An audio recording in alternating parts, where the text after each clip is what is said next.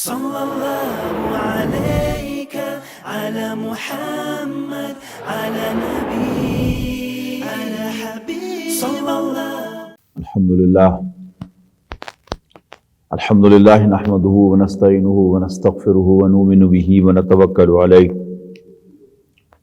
ونعوذ بالله من شرور انفسنا ومن سيئات اعمالنا من يهده الله فلا مضل له ومن يضلله فلا هادي له ونشهد ان لا اله الا الله وحده لا شريك له ونشهد ان سيدنا محمدا عبده ورسوله ارسله بالهدى ودين الحق ليظهره على الدين كله وكفى بالله شهيدا فصلى الله عليه وسلم تسليما كثيرا كثيرا. اما بعد فاعوذ بالله من الشيطان الرجيم. بسم الله الرحمن الرحيم. يريدون ليطفئوا نور الله بافواههم والله متم نوره ولو كره الكافرون. هو الذي ارسل رسوله بالهدى ودين الحق ليظهره على الدين كله وكفى بالله شهيدا. محترم دوستو اور بھائیوں، نبی اکرم صلی اللہ علیہ وسلم کی سیرت ایک کھلی کتاب بھی ہے اور ایک بہت بڑا اسٹڈی ماڈل بھی. نبی اکرم صلی اللہ علیہ وسلم کی سیرت کو سمجھنے کے لیے نبی اکرم صلی اللہ علیہ وسلم کو اس دنیا میں بھیجے جانے کا مقصد سمجھنا انتہائی ضروری ہے. اگر انسان یہ بات نہ سمجھے کہ نبی اکرم صلی اللہ علیہ وسلم کا ایک مقصد تھا جس کے لیے اللہ تعالیٰ نے انہیں بھیجا تھا، تو پھر سیرت النبی سمجھ میں نہیں آتی. اس لیے کہ نبی اکرم صلی اللہ علیہ وسلم کی حیات طیبہ میں مختلف قسم کے اقدامات ملتے ہیں. مکہ مکرمہ میں نبی اکرم صلی اللہ علیہ وسلم نے پیسو ریزسٹنس کا مظاہرہ کیا ہے اور کسی مسلمان کو اپنے دفاع میں بھی ہاتھ اٹھانے کی اجازت نہیں دی. یعنی حکم کیا ہے؟ ہاتھ باندھ کے مار کھاؤ. یہ بھی شاید تاریخ میں پہلی مرتبہ ہوا تھا کہ ایسا بھی ہو سکتا ہے. لیکن اگر رسول اللہ صلی اللہ علیہ وسلم کا مشن سامنے ہو تو پھر اس مشن میں یہ چیز فٹ ہوگی کہ انیشلی پیسو ریزسٹنس سے اپنے ساتھیوں کے اندر ایک طاقت بھرنا مقصود ہے، اور جو مخالفین ہیں ان میں سے جو سائلنٹ میجورٹی ہے ان کے فیور کو، ان کی ہمدردی کو، ان کی سمپتھیز کو ون کرنا ہے. اگر کوئی تحریک ابتدا میں وائلنٹ ہو جائے تو پھر اس معاشرے یا اس سسٹم کے پاس ایک جواز ہاتھ آ جاتا ہے کہ وہ اس تحریک کو کرش کر دے. نبی اکرم صلی اللہ علیہ وسلم نے یہ کمال کی اسٹریٹجی اختیار کی کہ صحابہ کرام کو اپنے دفاع میں بھی ہاتھ اٹھانے کی اجازت نہیں دی. نتیجہ کیا نکلا؟ صحابہ کرام پر بے تحاشا تشدد ہوا. لیکن آپ کو کوئی ایک واقعہ بھی شاید ایسا نہ ملے کہ جس میں صحابہ کرام نے تشدد کیا جواب کے اندر یا اپنا ہاتھ اٹھایا ہو یا کچھ نہ کچھ. ورنہ آپ دیکھیے کہ جب انسان مرنے مارنے پہ آ جاتا ہے تو پھر بڑے سے بڑی طاقت جو ہے وہ بھی اس کا مقابلہ نہیں کر سکتی. ایک آدمی مر رہا ہے، اس کو پتہ چل جائے کہ میں مر رہا ہوں، تو وہ جب ڈیسپریٹ ہو کر ریٹیلیٹ کرے گا تو ایک دو کو تو وہ لے کر ہی مرے گا. لیکن ایسا کوئی واقعہ ہمارے سامنے نہیں آیا. صرف ایک واقعہ ملتا ہے کہ حضرت سعد ابن وقاص رضی اللہ تعالی عنہ نے مقابلے میں ہاتھ اٹھایا تھا. اس پر بھی نبی اکرم صلی اللہ علیہ وسلم نے انہیں پنشمنٹ دی تھی اور ان کا بائیکاٹ کیا تھا. یعنی اتنی سختی کے ساتھ نبی اکرم صلی اللہ علیہ وسلم نے اس پر عمل پیرا ہوا.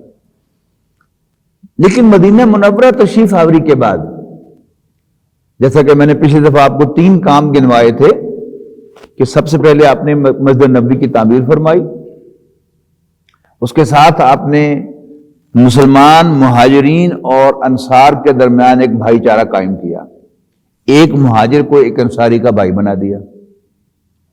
تیسرا کام آپ نے یہ کیا کہ مدینے کے لوگوں کو متوجہ کیا تم آپس میں کیوں لڑتے پھرتے ہو، اور ان کے درمیان ایک معاہدہ کرایا، میثاق مدینہ، جسے تاریخ انسانی کا سب سے پہلا ریٹن دستور قرار دیا جا سکتا ہے کہ باقاعدہ کچھ قبائل کے درمیان ایک معاہدہ ہوا، ریٹن معاہدہ، کہ ان پروٹوکولز کے ساتھ وہ اس شہر کے اندر رہیں گے۔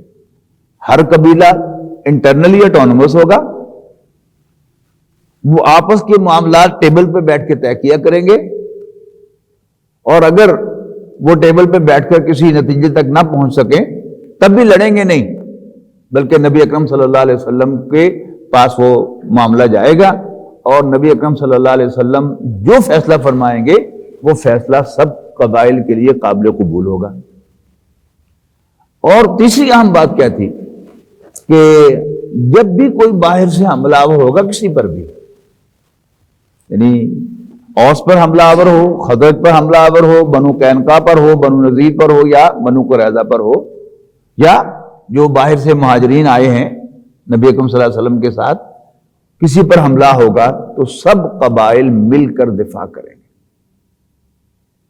جیسے میں نے کہا تھا نا کہ یہ نبی اکرم صلی اللہ علیہ وسلم کی بہت بڑی کامیابی اور یہودیوں کی سب سے بڑی حماقت تھی، لیکن اب مرتے کیا نہ کرتے کہ رسول اللہ صلی اللہ علیہ وسلم نے ان کو ایسے طریقے سے باندھا تھا کہ انہوں نے اپنے ہاتھ باندھ کر رسول اللہ صلی اللہ علیہ وسلم کے ہاتھ میں دے دیے، اور یہی جو ان کا معاہدہ تھا یہودیوں کا، یہی اصل میں ان کو لے بیٹھا کہ ون بائی ون انہوں نے معاہدے کی خلاف ورزی کی، اور پھر نبی اکرم صلی اللہ علیہ وسلم نے دو کو مدینہ بدر کیا، مدینے سے باہر نکالا، اور ایک قبیلہ اس نے بھی نبی اکرم صلی اللہ علیہ وسلم کے خلاف ساز باز کی قریش کے ساتھ۔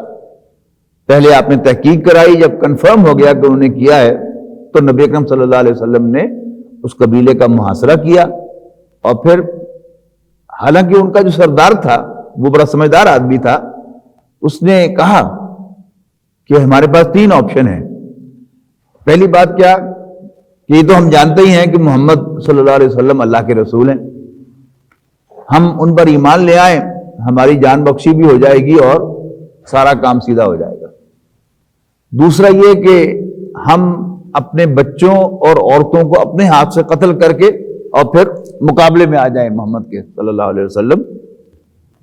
اور تیسرا یہ کہ ہم ہتھیار ڈالیں، پھر اپنا معاملہ ان کے حوالے کریں، پھر جو بھی وہ ہمارے لیے فیصلہ کریں۔ تو اس نے کہا ساتھ یہ کہ میں سمجھتا ہوں، مجھے معلوم ہے کہ تم کوئی عقل کی بات نہیں کرو گے، تم پہلی دونوں جو آپشن ہیں ان کو نہیں مانو گے۔ تو پھر سب نے کہا جی ہاں ہم اس کے لیے تیار نہیں ہیں، نہ ہم ایمان لانے کو تیار ہیں محمد پر صلی اللہ علیہ وسلم، اور نہ ہم اپنی عورتوں اور اپنے بچوں کو قتل کر کے میدان میں لڑنے کے قابل ہیں، لہذا ہم سرنڈر کرتے ہیں۔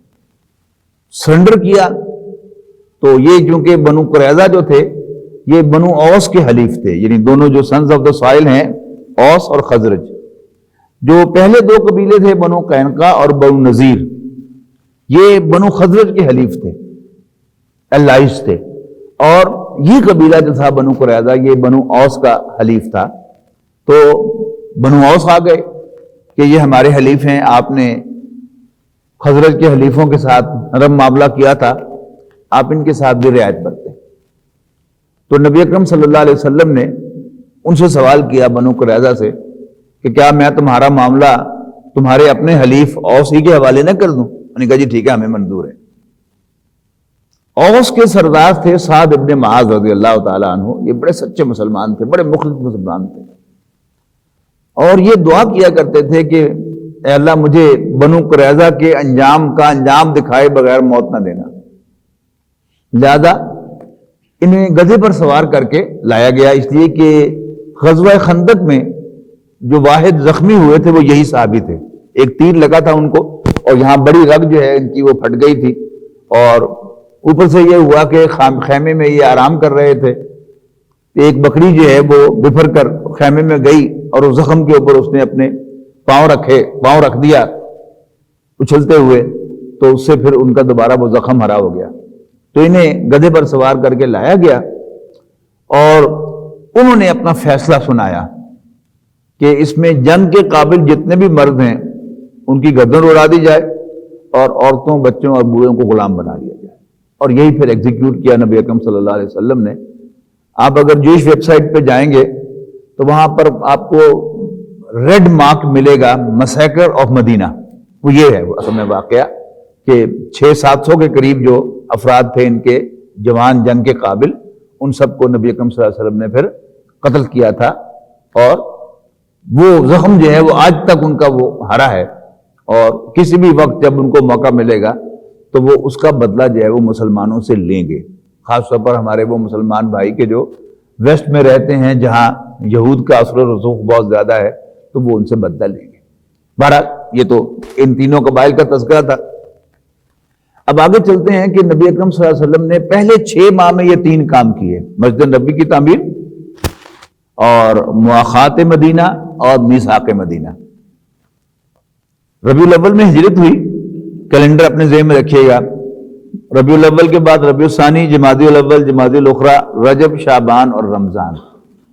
رمضان سن 1 ہجری سے نبی اکرم صلی اللہ علیہ وسلم نے مسلح دستے روانہ کرنے شروع کیے۔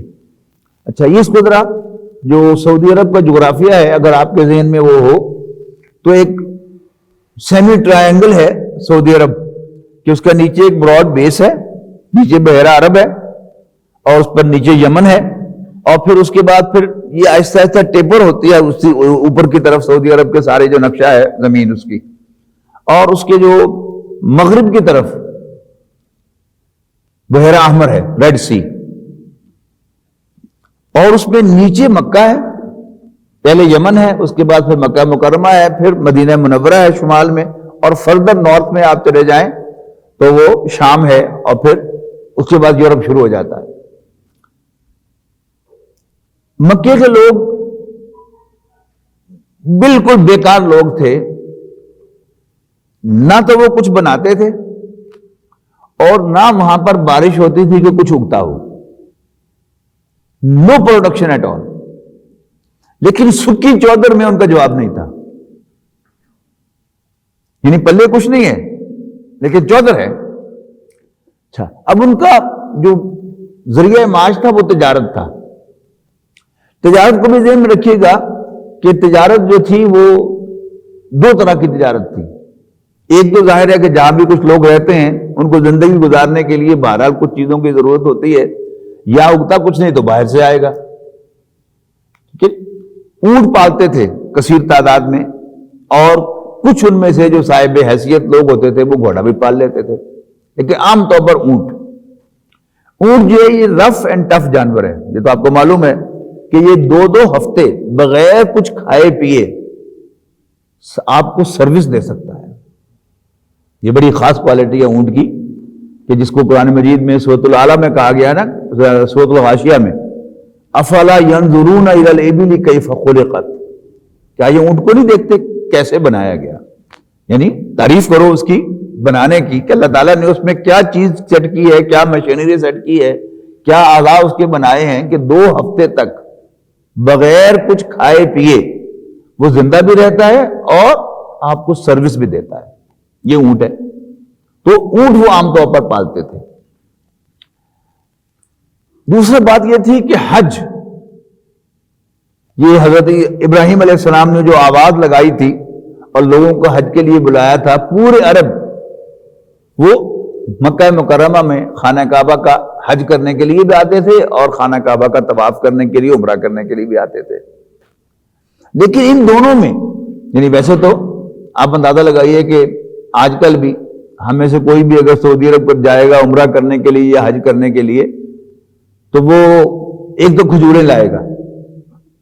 اب کھجوروں کی جگہ جو ہے وہ مدینہ منورہ ہے، لیکن اس کے علاوہ ہم جو وہاں سے تسبیحیں لے کے آتے ہیں، ہم وہاں پر بچوں کے لیے کھلونے لے کے آتے ہیں، اب وہ ساری کی ساری مارکیٹ جو ہے وہ کیپچر کر لی ہوئی ہے چائنا نے اور کچھ کسی حد تک انڈیا نے۔ اس سے پہلے کوریا تھا، تائیوان تھا، لیکن اب ہر چیز آپ وہاں چائنا کی بلتی تھی، بزنس ایکٹیویٹی تو ہے نا. لیکن عربوں کے ہاں حاجیوں کی خدمت جو تھی یہ ایک روایت تھی ان کی.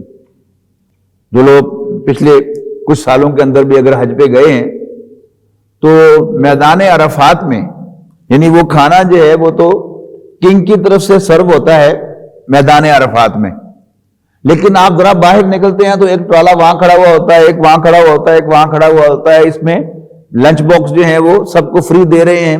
ایک جو ہے اس پہ پھل سب کو فری دے رہے ہیں، ایک ہے اس پہ جوسز سب کو فری دے رہے ہیں، ایک ہے جس پہ آپ کو منرل واٹر جو ہے اس کی چھوٹی بوٹل جو ہے وہ فری دے رہے ہیں. تو یہ سعودی عرب کے لوگ یا عرب کے لوگ اس کو اپنے لیے بہت بڑی سعادت سمجھتے تھے، حاجیوں کی خدمت. اصل جو ان کا بزنس تھا وہ تھا کارگو بزنس. انڈیا، آگے آپ چلے جائیں ملائیشیا، انڈونیشیا، یہ پرانی تہذیبیں ہیں نا، یہاں سے سارا مال بادبانی کشتیوں کے ذریعے یمن کے ساحل پہ آگے اترتا تھا. یہ ذہن میں رکھیے گا کہ ابھی وہ کیپ ٹاؤن ابھی دریافت نہیں ہوا تھا، اور وہ جو روٹ تھا یورپ کی طرف جانے کا وہ بہت لمبا روٹ تھا کہ آپ بالکل ایشیا کے افریقہ کے نیچے سے ہو کر پورا چکر لگا کر آپ جائیں. وہ بھی ابھی روٹ دریافت نہیں ہوا تھا، لیکن تھا وہ لمبا راستہ. تو روٹ اصل میں کون سا تھا؟ وہ روٹ یہی تھا کہ یمن کے ساحل پر وہ سارا سامان اترتا تھا، وہاں سے پھر اونٹوں پر لاد کر وہ یورپ کی طرف، شام کی طرف روانہ کیا جاتا تھا. یعنی شام سے مراد جو ہے آپ سیریا نہ سمجھیں، یعنی شام جب اس کا سیرت النبی میں ذکر آتا ہے تو وہ ایک پورا وہ علاقہ ہے شام، اور اس کے بعد پھر رومن امپائر جو ہے وہ شروع ہو جاتی ہے. روم کا جہاں پر ذکر آئے گا وہ آپ سمجھیں کہ وہ یورپ کا ذکر ہے. تو وہ سارے کا سارا مال یہاں سے اتر کر اونٹوں کے ذریعے آگے جاتا تھا. اب قافلے جو تھے وہ لٹتے تھے، لیکن قریش کا قافلہ نہیں لٹتا تھا، کیونکہ قریش جو تھے یہ کعبے کے متولی تھے، اور ان کو پورے عرب کے اندر ایک عزت حاصل تھی کہ یہ کعبے کے متولی ہیں، اس لیے کہ ہر قبیلے کا ایک بت جو تھا وہ کعبے کے اندر تھا. یہ گویا ان کے پاس یرغمال تھا اور ان کو ایک منوپلی حاصل تھی. اسی کا ذکر سورہ قریش کے اندر ہے. لِإِيلَافِ قُرَيْشٍ إِيلَافِهِمْ رِحْلَةَ الشِّتَاءِ وَالصَّيْفِ. قریش کو مانوس کرنے کے لیے، ان کے سردی اور گرمی کے سفر کو ان کے لیے بڑا کنوینئنٹ بنایا گیا تھا کہ اس میں کوئی انہیں رکاوٹ نہیں تھی، کوئی پریشانی نہیں تھی. They could freely move in winter and summer. یہ کیا تھا؟ یہ ان کو پریویلیج حاصل تھی. لیکن باقی عربوں کے لیے قریش محترم تھے، کعبے کے متولی تھے، لیکن نبی اکرم صلی اللہ علیہ وسلم اور صحابہ کرام کے لیے وہ نجس تھے، ناپاک تھے، مشرک تھے. پھر آن ٹاپ آف دیٹ انہوں نے مسلمانوں پر جو ظلم و ستم روا رکھا ہوا تھا وہ سب یاد تھا، اور صحابہ کرام اور نبی اکرم صلی اللہ علیہ وسلم کے دل میں ان کا کوئی تقدس نہیں تھا. لہذا پہلے یہ 6 ماہ کے اندر نبی اکرم صلی اللہ علیہ وسلم نے وہ 3 کام کیے، تو اس کو آپ سمجھے کہ آپ نے انٹرنل کنسولیڈیشن حاصل کر لی، اور پھر آپ نے مدینہ منورہ سے باہر قدم نکالا. تو رمضان سن 1 ہجری میں، یعنی تشریف آوری کے 6 ماہ کے بعد آپ نے پہلی مہم روانہ فرمائی. 40 آپ نے ساتھی دیے، سوار دیے حضرت حمزہ رضی اللہ تعالیٰ عنہ کو، اور ان کے ہاتھ میں جھنڈا تھمایا، یعنی گویا کہ یہ ایک ملیٹنٹ مشن تھا، اور آپ نے بھیجا ان کو مسلح کر کے. اور کہاں بھیجا؟ آپ نے یہ جو مدینہ منورہ اور بحیرہ احمر کے درمیان جو علاقہ ہے یہ کیا تھی؟ یہ قریش کی گزرگاہ تھی. یعنی وہ نیچے سے یمن سے سامان لے کر، کارگو لے کر وہ جاتے تھے شام کی طرف، اور پھر وہاں سے واپس جو ہے وہ آتے تھے. نبی اکرم صلی اللہ علیہ وسلم نے حضرت حمزہ کی قیادت میں 40 آدمیوں کا دستہ بھیجا، اور اس کے ذریعے سے نبی اکرم صلی اللہ علیہ وسلم نے قریش کو ایک میسج دیا کہ دیکھو تمہارے تجارتی راستے میرے علاقے سے گزرتے ہیں، مدینے کے علاقے سے، اور میں تمہارے تجارتی راستے کاٹ سکتا ہوں. ادھر سے ایک قافلہ آ رہا تھا، ابو جہل اس کا سربراہ تھا. یعنی ادھر سے حضرت حمزہ رضی اللہ تعالیٰ عنہ، ادھر سے ابو جہل. تو وہاں ان کی کچھ تھوڑی سی مٹ گوڑ ہوئی، لیکن وہاں جو اس علاقے کا قبیلہ وہاں پر آباد تھا، عمر اس کا ایک سردار تھا، وہ بیچ میں پڑا اور اس نے باقاعدہ کوئی جنگ نہیں ہونے دی، بیچ میں صلح کرا دی. لیکن نبی اکرم صلی اللہ علیہ وسلم کا جو میسج تھا وہ قریش کو پہنچ گیا کہ اب ہمارے یہ راستے محفوظ نہیں. یہ تو ایک مقصد تھا نبی اکرم صلی اللہ علیہ وسلم کا اس مشن پر روانہ کرنے کا. دوسرا مشن، ایسے آپ نے 8 مشن روانہ کیے ہیں، جن میں سے 4 میں آپ بنفس نبی شریک ہوئے ہیں. یعنی آپ یوں کہیے کہ یہ 4 غزوات تھے اور 4 سرایا تھے، اور ان میں سے اکثر میں سوائے ایک کے نبی اکرم صلی اللہ علیہ وسلم نے صرف مہاجرین کو بھیجا ہے، انصار کو شامل نہیں کیا. اس کا مقصد کیا تھا کہ مہاجرین مکہ مکرمہ سے آئے تھے، اور جو انصار تھے ان کے ساتھ نبی اکرم صلی اللہ علیہ وسلم کا معاہدہ کیا تھا کہ جب کوئی آپ پر حملہ آور ہوگا تو ہم دفاع کریں گے، آپ کی حفاظت کریں گے جیسے اپنے بچوں کی حفاظت کرتے ہیں. لیکن مہاجرین جو ہے وہ تو اس معاہدے کے پابند نہیں تھے، لہذا آپ نے دوسرا مقصد کیا تھا کہ مہاجرین کو بائی فیس سارے قریش پہچانتے تھے، وہ تو قریش ہی میں سے تھے نا، لہذا ان کو پتا چلتا کہ فلانا فلانی تھا کھلوتا سی، فلانا فلانی تھا کھلوتا سی، فلانا فلانا فلانا، یعنی نام سے پہچان کر، شکل سے اور نام سے پہچان کر وہ اس کا حوالہ جا کر دے سکتے تھے کہ آج فلاں نے فلاں راستے پر ہمارا پیچھا کیا ہے، فلاں جگہ پر فلاں فلاں فلاں کھڑے تھے. اس سے زیادہ فرق پڑتا ہے نا. ایک آپ کہتے ہیں کہ جی آپ آج فلاں راستے پر کچھ لوگوں نے پیچھا کیا تو اس کا اثر کم ہے، لیکن جب آپ کہتے ہیں کہ حمزہ، سعد بن ابی وقاص اور علی اور فلانا یہ جو تھے وہ راستے میں کھڑے تھے، تو اس کا مطلب کچھ اور ہے.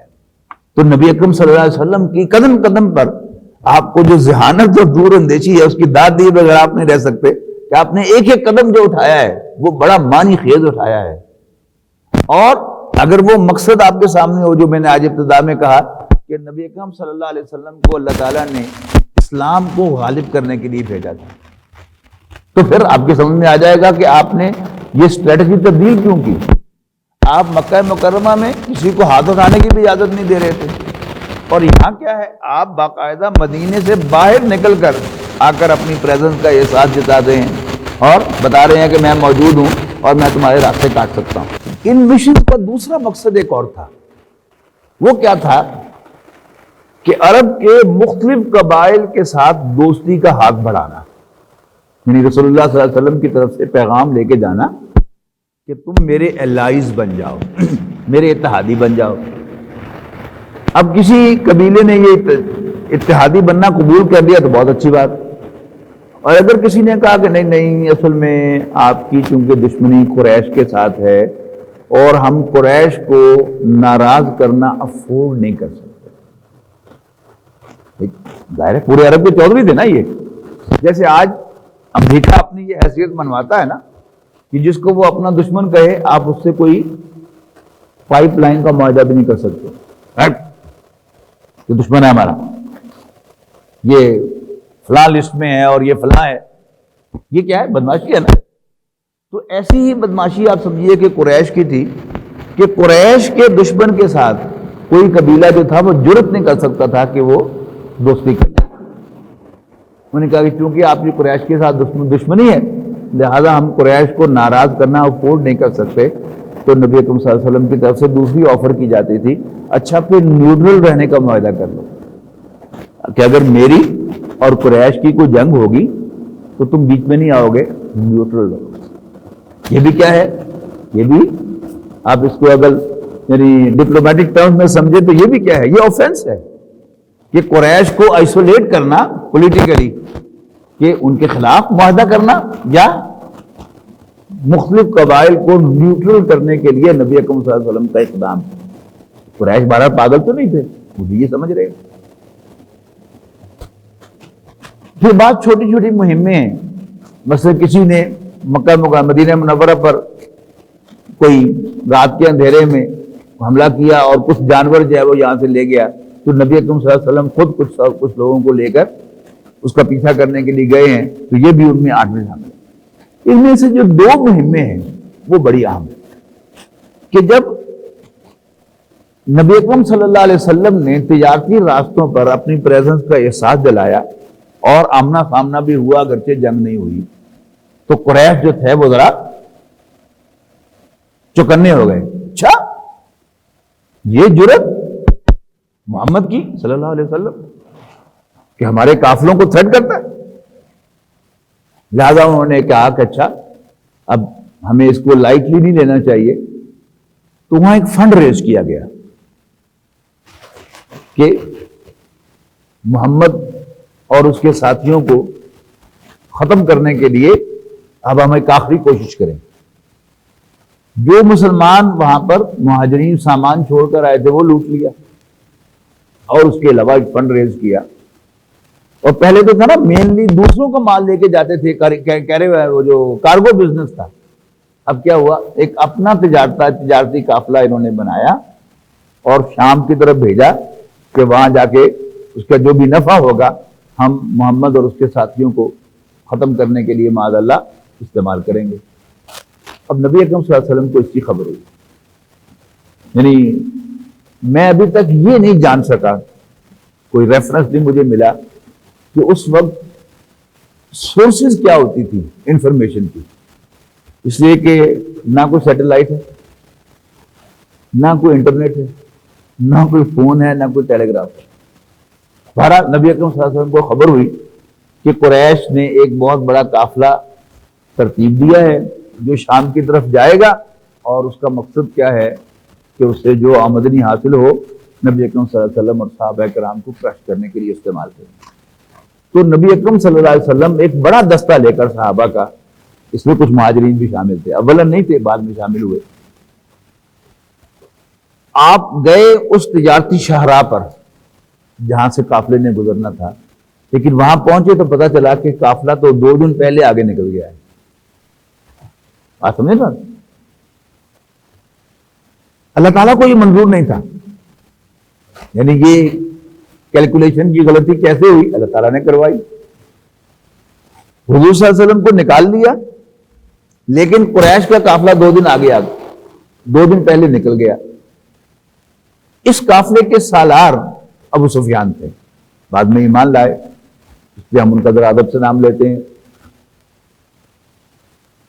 وہ بہت ذہین آدمی، یعنی عرب ورلڈ ہی نہیں بلکہ پوری دنیا نے جو بڑے بڑے پولیٹیشنز پیدا کیے ہیں، اسٹیٹس مین پیدا کیے ہیں، ان میں سے ایک بہت بڑا نام ابو سفیان تھا۔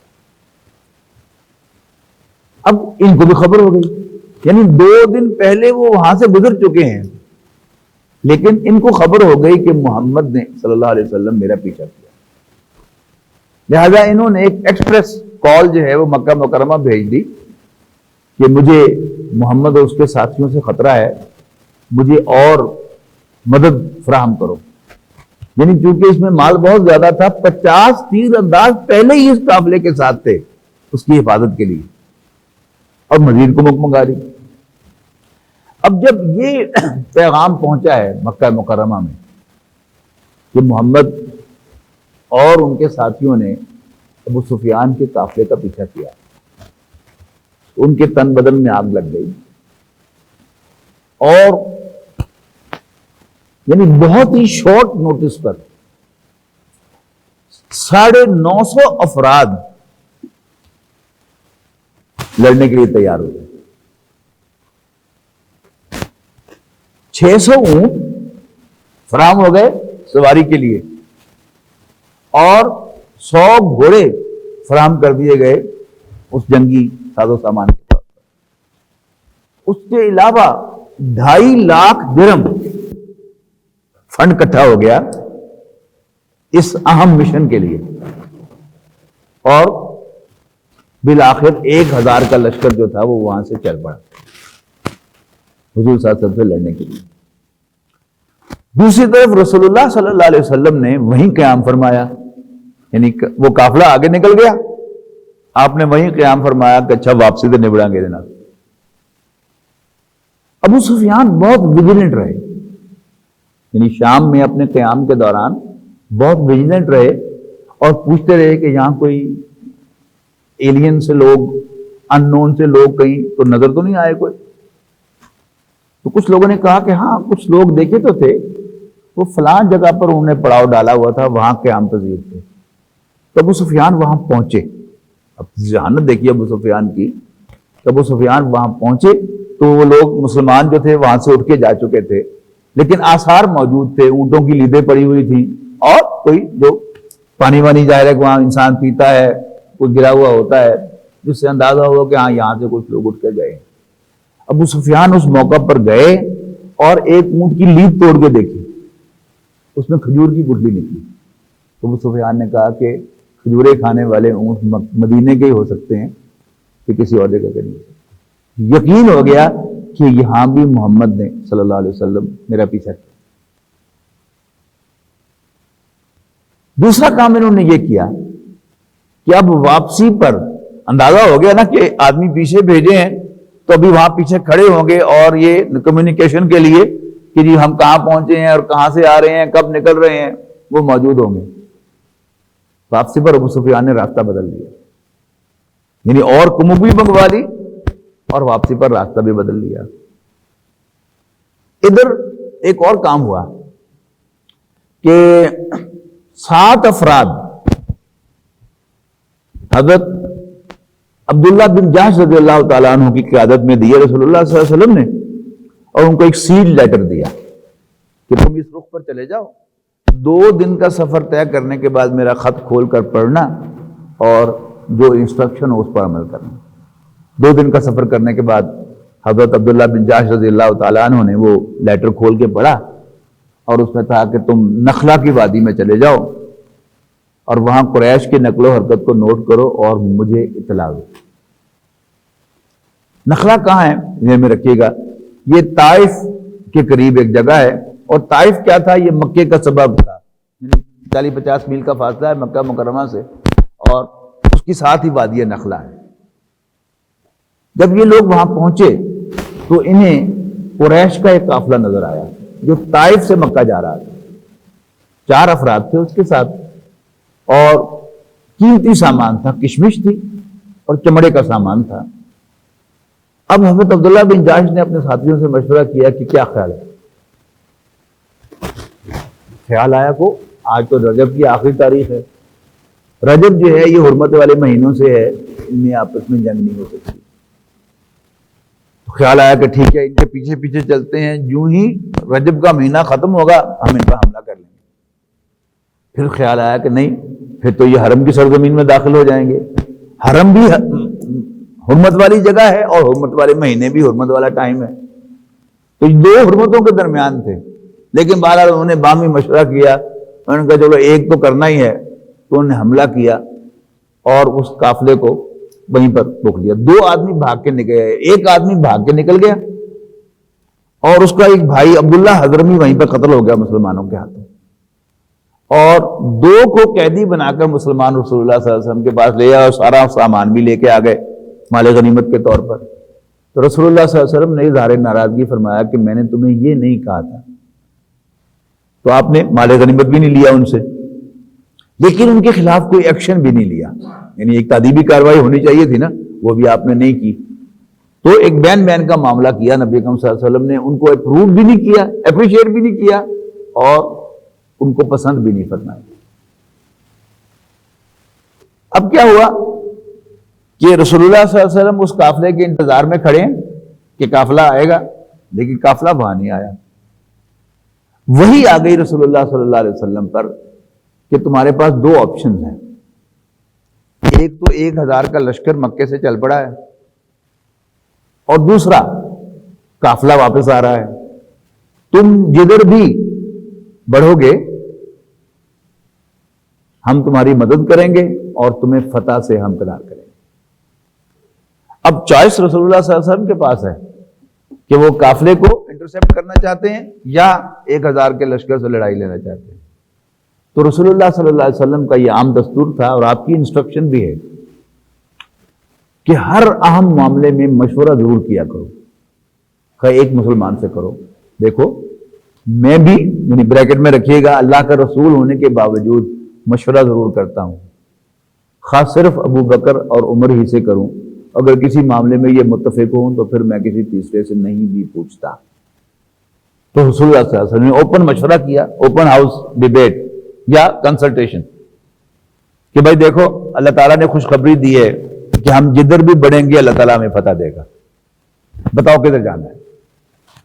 اب کیا تھا کہ قافلہ جو تھا اس پہ قیمتی سامان تھا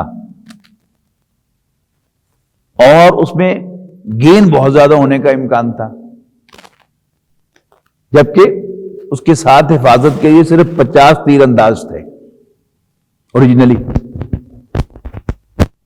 دوسری طرف 1000 کا لشکر ہے، اس میں کیجویلٹیز کا زیادہ امکان ہے۔ تو صحابہ کرام کا جو رجحان تھا وہ قافلے کی طرف تھا، اس میں جانی نقصان کم ہوگا لیکن مالی فائدہ بہت زیادہ ہوگا۔ لیکن رسول اللہ صلی اللہ علیہ وسلم کا ابتدائی سے رجحان جو تھا وہ کدھر تھا کہ 1000 کے لشکر سے لڑائی دینی چاہیے۔ جب اللہ تعالیٰ نے فتح کی خوشخبری دی ہے کیوں نہ وہ ڈانٹ مارے جائے۔ لیکن رسول اللہ صلی اللہ علیہ وسلم صحابہ کی زبان سے نکلوانا چاہتے تھے کہ ہمیں 1000 کے لشکر سے لڑائی دینی چاہیے۔ حضرت مقداد رضی اللہ تعالیٰ عنہ یہ مہاجرین میں سے ایک ہیں، ایک صحابی، انہوں نے بڑا زوردار خطاب کیا کہ اللہ کے رسول ہمیں اصحاب موسیٰ پر قیاس نہ کیجئے، جنہوں نے موسیٰ علیہ السلام سے کہہ دیا تھا کہ اذهب انت وربک فقاتلا انا ہاہنا قاعدون، آپ اپنے رب کو لے کر جائیں اور لڑیں، ہم یہاں بیٹھے، ہم آپ کے ساتھی ہیں، جیسے آپ کا جی چاہتا ہے آپ کیجئے، ہم آپ کے ساتھ ہیں۔ اسی طرح ایک دو اور مہاجرین نے اسی طرح حضور صلی اللہ علیہ وسلم کو یقین دہانی کرائی کہ جو آپ کے جی میں آتا آپ کیجئے، ہم آپ کے ساتھ ہیں، ہم اپنی اونٹنیوں کو دبلا کر دیں گے لیکن آپ کو ہم مایوس نہیں کریں گے۔ لیکن پھر بار بار آپ پوچھتے ہیں بتاؤ بھائی پھر کیا خیال ہے؟ تو انصار کو سٹرائک ہوا کہ حضور صلی اللہ علیہ وسلم ہماری کنسنٹ لینا چاہتے ہیں۔ تو پھر حضرت سعد رضی اللہ تعالیٰ عنہ جو ان کے سردار تھے انصار کے، وہ کھڑے ہوئے، انہوں نے کہا یا رسول اللہ کانا کا تعنینا، اللہ کے رسول ایسا معلوم ہوتا ہے کہ یو مین اس، آپ جو بار بار پوچھ رہے ہیں دسو پھر بتاؤ پھر، آپ ہماری کنسنٹ لینا چاہتے ہیں۔ انا آمنا بک وصدقناک، اللہ کے رسول ہم آپ پر ایمان لا چکے ہیں، آپ کو سچا قرار دے چکے ہیں، اب بھول جائیے کہ بیعت عقبہ ثانیہ میں کیا معاہدہ ہوا تھا، جو آپ کے جی میں آتا ہے آپ کیجئے، ہم آپ کے ساتھ ہیں۔ تو رسول اللہ صلی اللہ علیہ وسلم کا چہرہ کھلکھلا اٹھا اور آپ نے اعلان فرمایا کہ ہم 1000 کے لشکر کا مقابلہ کریں گے، اور آپ اپنے ساتھیوں کو لے کر بدر کے میدان میں اب قریش کے منتظر ہوئے کہ یہ آئیں اور پھر یہاں آ کر جنگ۔ وہاں نبی اکرم صلی اللہ علیہ وسلم نے جو جگہ منتخب فرمائی، ایک صحابی نے عرض کی کہ اللہ کے رسول یہ جو آپ نے انتخاب کیا ہے جگہ کا، یہ وحی کی بنیاد پر ہے یا اسٹریٹجک ہے؟ آپ نے فرمایا کہ اسٹریٹجک ہے۔ تو اس نے عرض کی کہ اللہ کے رسول وہ جگہ زیادہ مناسب ہے جنگی تکنیک کے اعتبار سے، تو آپ نے اس کا دلیل سنی اور آپ نے ایگری کر کے وہاں سے کیمپ اٹھایا اور دوسری جگہ منتقل ہوا۔ ادھر سے قریش بھی آ گئے، رات وہاں گزاری، اللہ تعالیٰ نے رات کو وہاں بارش کی۔ نیٹ پہ جا کر دیکھیے گا صحرا کی دعا، ایک بڑی خوبصورت نظم ہے حفیظ جلندری مرحوم کی، کہ شاہ نامہ اسلام جو تھا یہ حفیظ جلندری کی سیرت تھی نظم کے انداز میں، تو اس میں انہوں نے نقشہ کھینچا ہے صحرا کی دعا، کہ بدر کا جو صحرا تھا اس نے اللہ تعالیٰ سے دعا کی اور پھر باران برحمت نازل ہوئی۔ پڑھنے والی دعا ہے، نیٹ میں دیکھیں گے، صحرا کی دعا لکھیں گے تو انشاءاللہ آپ کو مل جائے گا۔ تو وہ رات کو بارش ہوئی، اس بارش کا فائدہ یہ ہوا کہ مسلمانوں نے جہاں جا کر پڑاؤ ڈالا تھا وہ اونچی جگہ تھی اور ریتلی تھی، بارش سے وہ جگہ ہارڈ ہو گئی، اور جہاں قریش نے پڑاؤ ڈالا تھا وہ نچلی جگہ تھی اور وہاں پر پانی اکٹھا ہو گیا، دلدل ہو گئی اور مسلمان سیف جگہ پر رہے۔ سب سے پہلے عتبہ بن ربیعہ آیا میدان، ہاں بلکہ ایک میں چھوڑ گیا، رسول اللہ صلی اللہ علیہ وسلم بھی صحابہ سے مشورہ کر رہے، ادھر ابو سفیان راستہ بدل کر یعنی ساحل سمندر کے ساتھ ساتھ، بحر احمر کے ساتھ ساتھ، ریڈ سی کے ساتھ ساتھ ہوتے ہوئے واپس مکے پہنچ گئے، اور ابو سفیان نے مکہ پہنچ کر قریش کو پیغام بھیجا کہ میں صحیح سلامت پہنچ گیا ہوں، لہذا تم واپس آ جاؤ، لڑنے کی ضرورت نہیں۔ اچھا، ادھر کیا ہوا؟ ابو جہل، یہ قریش کے ہوکس میں سے ایک تھا جو شیرے مزاج کے لوگ، اس نے کہا کہ نہیں، یہ تیاریاں روز روز نہیں ہوتی، اب ہم ایک ہی دفعہ ونس فار آل اپنے خیال کے مطابق معاذ اللہ محمد کا کام تمام کر کے ہی جائیں۔ ڈفرنس آف اوپینین ہو گیا۔ قریش کا ایک بہت بڑا سردار عتبہ تھا، یہ ہوک نہیں تھا لیکن کفر میں بڑا پکا تھا، یعنی نبی اکرم صلی اللہ علیہ وسلم کے ساتھ جو ساری مشاورتیں ہوتی رہی ابو طالب کی موجودگی میں، ابو طالب کی زندگی میں آخری دنوں میں، اس میں پیش عتبہ بن ربیعہ تھا کہ جس نے ابو طالب سے بھی اس کو پکا کیا کہ تم بھتیجے کی باتوں میں آ کر اپنے آباء و اجداد کا دین نہ چھوڑنا، اور اس نے بھی پکا جو ہے وہ کہا کہ میں اپنے آباء و اجداد کا دین نہیں چھوڑ سکتا۔ لیکن یہ تھا بڑا سمجھدار آدمی، جیسے نا پولیٹیکل مائنڈڈ بندے ہوتے ہیں۔ اس نے کہا قریش سے کہ ہمیں خام خواہ محمد سے لڑنا نہیں چاہیے، ہمیں واپس چلے جانا چاہیے اور محمد کو عربوں کے حوالے کر دینا چاہیے۔ اگر محمد عرب پر غالب آ گئے، عربوں پر غالب آ گئے تو محمد کون ہے؟ کرشی ہیں، ہمارے بھائی ہیں، تو ہماری ہی حکومت قائم ہوگی نا۔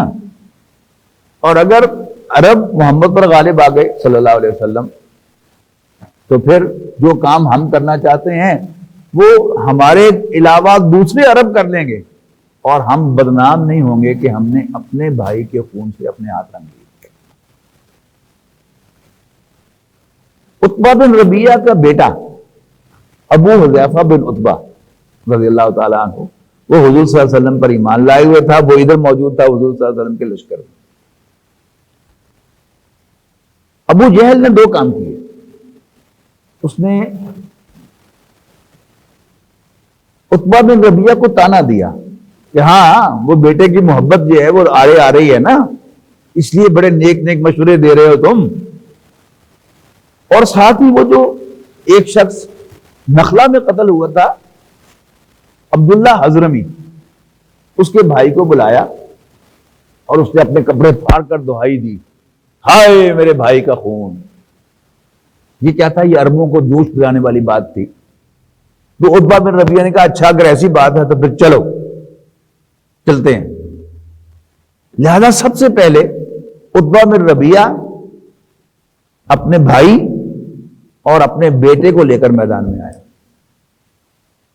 یہ ذہن میں رکھیے گا، عتبہ یہ ہند کا والد ہے، ہند ذہن میں ہے نا، ابو سفیان کی بیوی ہند، اس کا والد ہے عتبہ، اور اس کے چچا اور اس کے بھائی کو لے کر یہ میدان میں آیا۔ سامنے سے تین پہلے انصاری صحابی میدان میں آئے۔ عتبہ نے کہا کہ تعارف کرواؤ اپنا، انہوں نے اپنا تعارف کروایا کہ ہم انصاری ہیں، یہ میں اوس سے ہوں، یہ خزرج سے ہوں، فلاں فلاں۔ عتبہ بن ربیعہ چیخا حضور صلی اللہ علیہ وسلم کو مخاطب کر کے، محمد صلی اللہ علیہ وسلم ان کاشتکاروں سے لڑا کر ہماری بےزتی نہ کرو۔ یعنی مدینے کے لوگ کاشتکار تھے، جنگجو نہیں تھے، تو ان کاشتکاروں سے لڑا کر ہماری بےزتی نہ کرو، ہماری ٹکر کے لوگ نکالے۔ تو حضور صلی اللہ علیہ وسلم نے ان ساری صحابی کو واپس بلا لیا، اور پھر حضرت حمزہ، حضرت علی اور حضرت عبید اللہ بن حارث رضی اللہ تعالیٰ عنہ یہ سامنے آئے میدان میں۔ حضرت علی اور حضرت حمزہ نے پہلے ہی وار میں اپنے مخالف کو گرا لیا اور باطل جہنم کر دیا۔ حضرت عبید اللہ ابن حارث کو ایک زخم بھی آیا، لیکن فائنلی حضرت حمزہ اور حضرت علی نے آگے بڑھ کر پھر اس کا کام تمام کر دیا، اور پھر عام 10 فصل لڑائی شروع ہوئی۔ اللہ تعالیٰ کی مدد آئے، فرشتے نازل ہوئے، اور دیکھتے ہی دیکھتے قریش کے 70 سردار ڈھیر ہو گئے۔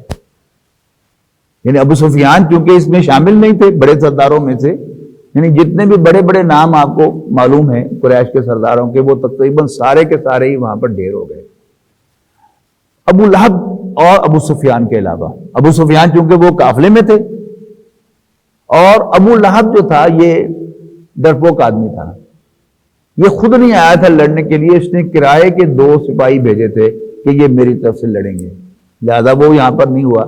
باقی ابو جہل مارا گیا، عتبہ بن ربیعہ مارا گیا، حضرت بلال رضی اللہ تعالیٰ عنہ کا آقا امیہ بن خلف مارا گیا، نضر بن حارث مارا گیا، جتنے بھی بڑے بڑے نام تھے وہ سب کے سب یہاں پر واصل جہنم ہو گئے۔ اور 70 جو قریش کے لوگ تھے وہ قیدی بنا لیے گئے۔ اور کون کون تھا اس میں قید؟ اس لیے کہ نبی اکرم صلی اللہ علیہ وسلم تو دین کے نام پر لڑ رہے تھے، صحابہ بھی دین کے نام پر لڑ رہے تھے، لیکن قریش جو تھے وہ جو قبائلی جنگ لڑ رہے تھے، اپنے آباء و اجداد کے دین کا دفاع کر رہے تھے، اور مجبوری تھی کہ اگر قریش کا فیصلہ ہے لڑنے کا تو کوئی آدمی کے جو ان کے ساتھ لڑنے کے نہیں آتا وہ قریش کے قبیلے سے باہر نکال دیا جاتا۔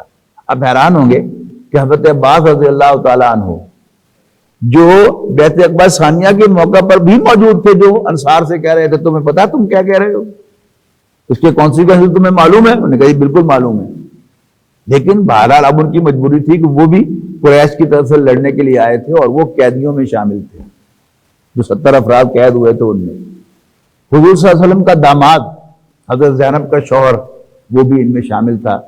بہرحال اللہ تعالیٰ کی مدد آئی، فرشتے نازل ہوئے، اللہ تعالیٰ نے بڑی فیصلہ کن فتح عطا فرمائی، 13 مسلمان میدان جنگ میں شہید ہوئے، اور 14ویں جو تھے وہ زخمی ہوئے تھے، واپس جاتے ہوئے راستے میں وہ اپنے خالق سے جا ملے۔ تو یہاں بدر جو ہے وہ اپنے انجام کو پہنچی۔ اب یہاں بدر کے بعد 2 مسائل جو ہے وہ پیدا ہوئے۔ پہلا مسئلہ کہ پہلی جنگ تھی اور پہلی دفعہ مال غنیمت ہاتھ آیا، اور مال غنیمت کا قانون اب نازل ہوا۔ وہ آپ کو یاد ہوگا کہ ہم سورہ انفال میں پڑھ چکے ہیں، انفال کے معنی ہی غنائم کے ہیں، وہاں پر وہ قانون ہم پڑھ چکے ہیں، تو وہ قانون آ گیا۔ دوسرا یہ کہ پہلا موقع تھا کہ جب کچھ قیدی ہاتھ آئے تھے، تو نبی اکرم صلی اللہ علیہ وسلم نے اپنے دستور کے مطابق پھر مشورہ فرمایا کہ کیا کیا جائے، تو وہاں بڑی ڈائیورس آراء سامنے آئیں، خاص طور پر وہ 2 صحابی جن کو حضور نے کہا کہ اگر یہ متفق ہو جائیں تو میں تیسرے سے نہیں پوچھتا۔ حضرت ابوبکر کی رائے بڑی کیٹیگورکلی سامنے آئی کہ ہمارے اپنے ہی لوگ ہیں، تو ہم ان سے کچھ تاوان لے لیں، اور ان میں سے جو پڑھے لکھے ہیں ان سے بچوں کی ایجوکیشن کا کام لے کر ہم انہیں فارغ کر دیں، آزاد کر دیں۔ حضرت عمر رضی اللہ تعالیٰ عنہ نے اس کے بالکل اپوزٹ رائے دی کہ تھے تو یہ ہمارے اپنے ہی، لیکن اب یہ ہمارے اپنے نہیں ہیں، یہ اللہ اور اس کے رسول کے دشمن ہیں، لہذا ہم میں سے ہر شخص اپنے قریب ترین رشتہ دار کو اپنے ہاتھ سے قتل کرے، اور نام بھی لے دیے۔ حضور صلی اللہ علیہ وسلم سے کہا کہ آپ عباس کو قتل کریں، اپنے چچا کو۔ حضرت ابوبکر سے کہا کہ آپ فلانے کو قتل کریں، میں فلانے کو قتل کروں، وہ فلانے کو قتل کرے۔ سخت رائے تھی، لیکن حضرت ابوبکر رضی اللہ تعالیٰ عنہ بھی ایک شفیق انسان تھے، اور رسول اللہ صلی اللہ علیہ وسلم ان سے بڑھ کے شفیق تھے۔ دوسری بات یہ ہے کہ اسلام کی مخالفت یہ حضرت ابوبکر نے کبھی کر کے نہیں دیکھی تھی، لیکن حضرت عمر رضی اللہ تعالیٰ عنہ had the experience to oppose اسلام۔ تو انہیں معلوم تھا کہ اسلام دشمنی کتنی گہری ہے، لہذا انہوں نے ایک بڑی سخت رائے دی، لیکن نبی اکرم صلی اللہ علیہ وسلم کیونکہ شفیق انسان تھے، لہذا آپ نے حضرت ابوبکر کی رائے کو پسند فرمایا، اسی پر فیصلہ ہوا۔ اچھا، اسی میں پھر ایک بڑا یعنی دل کو ہلا دینے والا واقعہ پیش آیا کہ چونکہ حضرت زینب کے شوہر وہ بھی ان میں شامل تھے، اب کہا گیا کہ اس کے لیے کوئی تاوان دے دو اور بندہ چھڑا کے لے جاؤ۔ اب جب مکے پیغام پہنچا کہ کوئی تاوان دینا ہے، تو حضرت زینب رضی اللہ تعالی عنہا نے اپنا ایک ہار تاوان کے طور پر بھیجا۔ وہ تاوان تھا، وہ ہار تھا حضرت خدیجہ کا، جو انہوں نے اپنی بیٹی کو گفٹ کیا ہوا تھا۔ جب وہ ہار سامنے آیا تو نبی اکرم صلی اللہ علیہ وسلم نے وہ ہار پہچان لیا، تو حضور صلی اللہ علیہ وسلم کی آنکھوں میں آنسو آ گئے۔ آپ نے صحابہ سے کہا بھئی اگر تم مجھے اجازت دو تو میں یہ ہار زینب کو واپس کر دوں، یہ تو اس کے پاس خدیجہ کی نشانی ہے۔ تو صحابہ کرام رو پڑے اللہ کے رسول آپ ہم سے کیوں پوچھ رہے ہیں, آپ بسم اللہ کریں واپس کریں. تو یہ کیا ہے, یہ وہ ہارڈ فیکٹس ہیں, یہ ایسے جنگیں ہی نہیں تھی, وہ جنگیں لڑنے والے انسان تھے, ان کے دلوں میں ایک وہ جو کہا کہ دل ہی تو ہے نا سنگ و خشت, انسان کے سینے میں دل ہوتا ہے, وہ پتھر تو نہیں رکھا ہوا ہوتا. تو رسول اللہ صلی اللہ علیہ وسلم کے دل میں, سینے کے اندر ایک دل تھا اور کوئی پتھر نہیں تھا. لہذا حضرت خدیجہ کی یاد آئی اور وہ ہار جو ہے اس نے حضور صلی اللہ علیہ وسلم کی آنکھوں میں آنسو لے آیا وہ ہار. تو یہ سب چیزیں ہوئی اسی زمین پر, اور یوں یہ جنگ جو تھی اپنے اختتام کو پہنچی. اور پھر انشاءاللہ ہم اگلی نشست میں غزوہ احد کے بارے میں پڑھیں گے کہ پھر غزوہ احد کے کیا فیکٹرز تھے, کیسے ہوئی اور اس میں کیا ہوا. اس کے درمیان میں بے شمار واقعات جو ہیں وہ آپ کو ملیں گے, چھوٹی چھوٹی جھڑپیں جو آپ کو ملیں گی. یعنی اگر آپ, یعنی ہم تو یہ سمجھتے ہیں کہ صرف 3-4 جنگیں ہوئی ہیں, غزوہ بدر ہوا, غزوہ احد ہوا, غزوہ خندق ہوا, صلح حدیبیہ ہوئی اور مکہ فتح ہو گیا. ایسا نہیں ہے. آپ کو سیرت کی کتاب اٹھا کر دیکھیں تو آپ کو اندازہ ہوگا کہ ہر آن ایوریج ہر 10-15 دن کے بعد کوئی مارکا ہے, چھوٹا یا بڑا. انشاءاللہ زندگی رہی تو ہم اس پہ موٹے موٹے ہائی لاؤں. پھر میں 7 آسمانوں کی سیر کر کے آیا ہوں. تو وَلَقَدْ يَسَّرْنَا